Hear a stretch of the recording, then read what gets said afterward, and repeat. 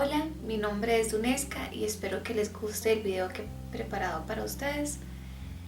Les voy a hablar de la poesía gallega, que tal como vemos esta semana estuvo formada por voces femeninas. La poeta que les presentaré se llama Ana Romaní y de ella analizaremos el texto Fuga, el cual se encuentra en el poemario Love Me Tender. Ahora bien, les voy a hablar un poquito sobre Ana Romaní. Ella nace en La Coruña en 1962, es periodista y escritora y desde 1990 dirige el programa Diario Cultural de la Radio Galega. Ha escrito poemarios Palabra de Mar de 1987, Las Últimas Mareas en 1994, Arden en 1998, Love Me Tender, 24 pesas mínimas para Uña Caixa de Música 2005, entre otros textos. En 2011 fue premio de la Asociación de Escritores de la Lengua Gallega con su libro de poemas Extremas de 2010. En este mismo año fue premio Ángel Casal y premio de la Crítica Gallega. Su obra ha sido recogida en diversos libros colectivos y antologías, y ella ha sido parcialmente traducida al inglés, al español y catalán. Esta poeta ha participado en distintos proyectos artísticos, entre ellos Sondelas, coordinado por Uisa Senle, y U Outro Extremo do Paraíso y Lobs con Antón Lobo, entre otros proyectos de este tipo. Ahora bien, pasaremos a la lectura del poema que se llama Fuga. Como les mencioné al inicio del video, se encuentra en el texto llamado Love Me Tender. Fuga. En fuga las horas silvestres, estos cuerpos, su razón aquellas amadas que andaban descalzas por la orilla del mundo, esa tibia conquista de la ley que arrulla y regula la grieta, el cáliz, su acre sabor a hogar. En fuga mi cuerpo en las vísceras de la historia y sus relatos, ese amor que lo fundó ecoico y romántico. La rosa, su espina, la sombra delatada en el rastro de la usura y el capital. Tantas palabras que el uso nos roba. En fuga, como abejas exhaustas al caer la tarde, desprendidas del polvo, polen o danza que algo reclama. Esta extenuación andaba de puntillas, delicada, no digo, sino quebrada, aferrada al pánico, esta deformación que se impone a seres extraños que pierden el río, la rima, el rito, el rictus, tímidas y extremadamente útiles de tejedoras. En fuga quien construía la casa, sus trampas, las hiedras sin sonetos, larvas en los surcos de los dedos, ese esfuerzo que murmura bajo las mantas, cristal, frágil cristal. Clavado en la pendiente del siglo, ven, di tu nuevo nombre, la deflagración que lo incendia, el caos en que se ordena la pasión que lo engastó, sublimes plebeyas dispuestas al tango, extraviadas en fuga con el dolor de ser costilla, y este cansancio, pues tanto estado traga, regula mi furia sin esplendor, agárrame las entrañas, amor, que desinstalo tus dominios, así vaciada contemplo tus marcas, las manchas que las auxilian. ¿Qué proclaman di? ¿Qué protegen di? ¿De qué se apiadan? Como guardan las lindes de sus huertos la consigna que repites, que atraviesa, que instaura canciones de mutiladas enfermas y cautivas que tanto estado absorbe. ¿Qué nos atas di en esta mudanza? ¿Quién nos ata que vigila la ruptura de esas artes, las danzas insurrectas, las piezas liberadas en la mecánica de la fuga, esta condición de tránsito grávida y magmática que la generó?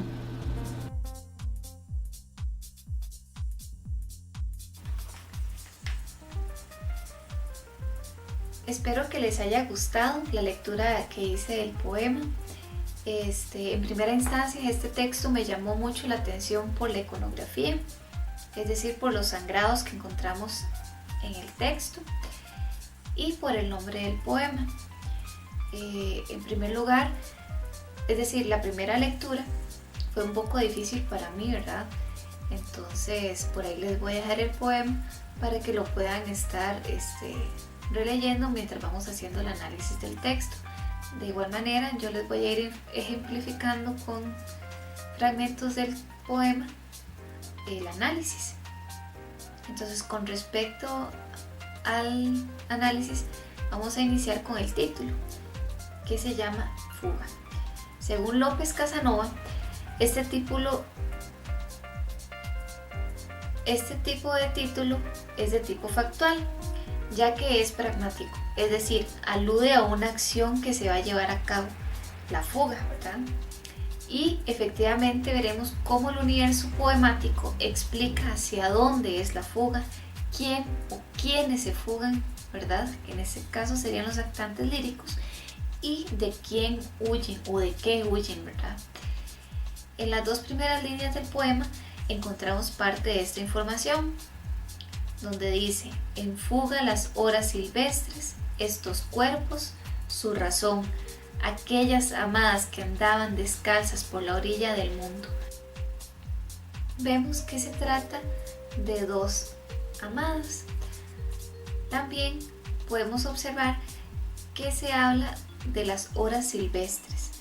Ello nos lleva a pensar que se trata de un espacio abierto y se deja entrever un deseo de libertad en busca de un lugar sin reglas y sin restricciones. En los versos siguientes se presenta de qué se fugan las amadas, esa tibia conquista de la ley que arrulla y regula. Entonces, ahí podemos ver que huyen de la ley, que huyen de aquello que las amarra. Eso significa que las amadas huyen del poder y de la ley, aquello que regula su comportamiento, y en este caso el encuentro amoroso. De esta manera el hablante lírico va introduciendo el tercer actante lírico, el cual se refiere de manera directa en los versos: pues tanto estado traga, regula mi furia sin esplendor. Y en los versos: canciones de mutiladas enfermas y cautivas que tanto estado absorbe. Podemos observar que estado aparece con mayúscula, entonces ya tenemos el tercer actante lírico del poema. De estos, ¿cómo denomina López Casanova estos actantes líricos? En la teoría, él nos ofrece un sujeto, que sería el hablante lírico, y nos ofrece un objeto, que es de alguna manera a quien se dirige el poema, pero también nos ofrece un tercer tipo de actante, que sería el adyuvante. Dentro del universo poemario tenemos el sujeto, que es la voz femenina, que aparte de eso se desdobla, puesto que en primera instancia habla en tercera persona y después habla en primera persona. Cuando habla en tercera persona se refiere a estos cuerpos, su razón, aquellas amadas, es decir, hace referencia a unas amadas diferentes. Pero conforme vamos avanzando en el universo poemático, vemos que aquellas amadas es esta misma voz femenina y su amada.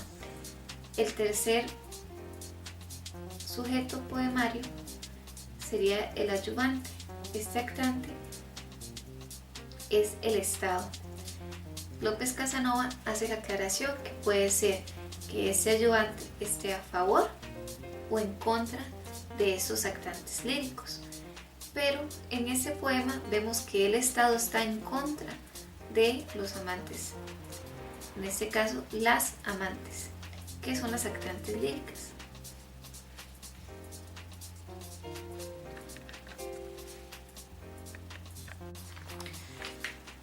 Como les mencionaba anteriormente, tenemos tres actantes y uno de los actantes, en este caso el sujeto pasa por un proceso de desdoblamiento. Esto López Casanova lo contempla en su capítulo de figuras pragmáticas, donde el hablante lírico se refiere a las amadas en tercera persona. Esto hace referencia a que no se trata de mí, sino de alguien más. Esto también tiene relación con el título del texto, puesto que las amadas se encuentran en fuga y se fugan de ese estado de poder.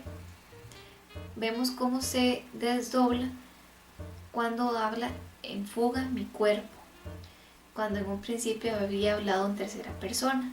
Vemos cómo poco a poco se va apropiando del texto y habla de mi furia, de agárrame las entrañas, amor, y hace un llamado vehemente a la amada.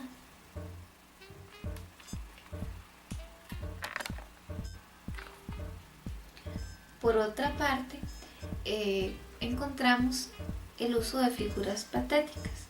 Esto, según Fernández Pelayo, se evidencia en ellas, es decir, en estas figuras patéticas predomina el sentimiento traducido en la emoción que domina al escritor. Literalmente palabras de Pelayo, ¿verdad?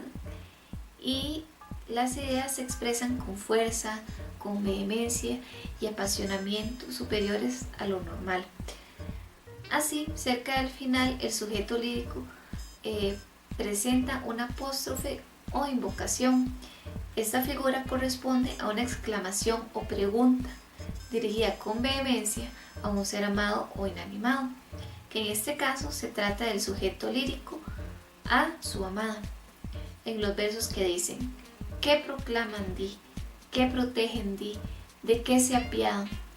Y en los versos que dicen: que nos ata di en esta mudanza, que nos ata y vigila. Es una exhortación del hablante lírico a su amante, un grito de vehemencia en busca de libertad para lograr romper con las cadenas que las atan a un comportamiento socialmente aceptado y regulado por la ley, porque como vimos anteriormente, el Estado regula y las tiene resguardadas en un espacio pequeño.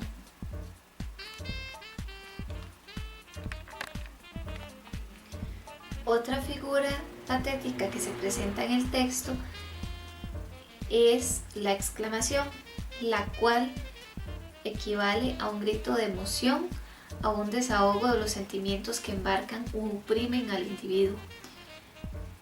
Esta la podemos observar en los versos que dicen: andaba de puntillas, delicada digo, sino quebrada al pánico. Esta deformación que se impone a seres extraños. Ahí hace referencia al pánico y a la angustia que se siente al tratar de huir del entorno en el que se encuentra oprimida, el deseo de libertad y de romper con aquello que la subyuga en el vivir de su amor.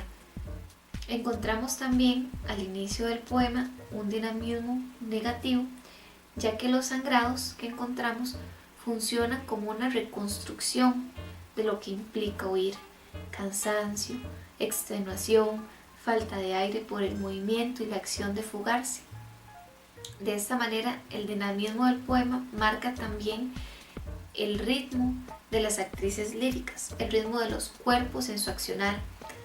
Por ejemplo, como abejas exhaustas al caer la tarde, desprendidas del polvo, polen o danza que algo reclama.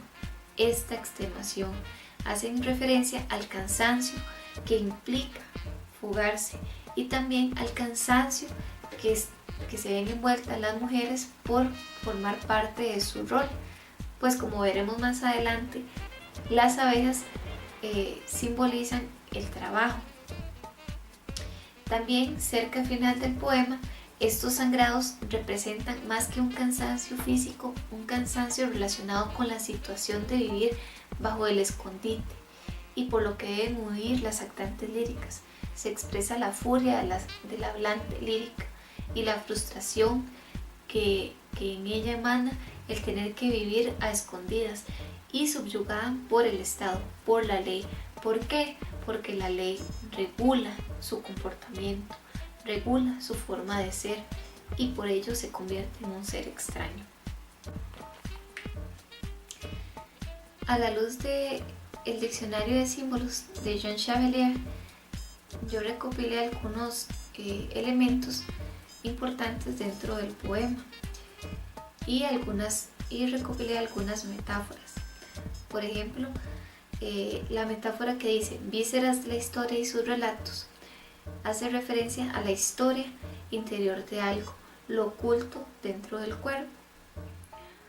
Cuando habla de la historia y sus relatos, está hablando de su historia personal, de su vida, de su experiencia con la amada. Seguidamente hace referencia al cáliz, que es lo que arrulla y regula el estado. Bueno, la grieta y el cáliz. El cáliz tiene un simbolismo muy curioso porque está asociado al grial, que recoge la sangre de Cristo, y también es símbolo de la leche materna. Entonces, de esta manera podemos ver que el cáliz está asociado a una función religiosa que, conforme va avanzando el poema, se vuelve no sacro, y también al rol femenino de la leche materna, ¿verdad? También encontramos otro símbolo importante, que es la rosa, que según Jean Chevalier, la rosa es notable por su belleza, su forma y su perfume, y es una manifestación de la salida de las aguas primordiales, por encima de las cuales se eleva y se abre. Entonces, su iconografía también está asociada a la copa o al cáliz, que recoge la sangre de Cristo también y que simboliza el renacimiento místico.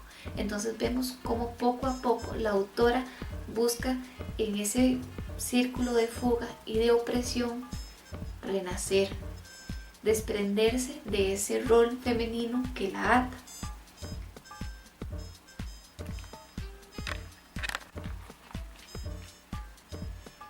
También otro elemento importante es la abeja.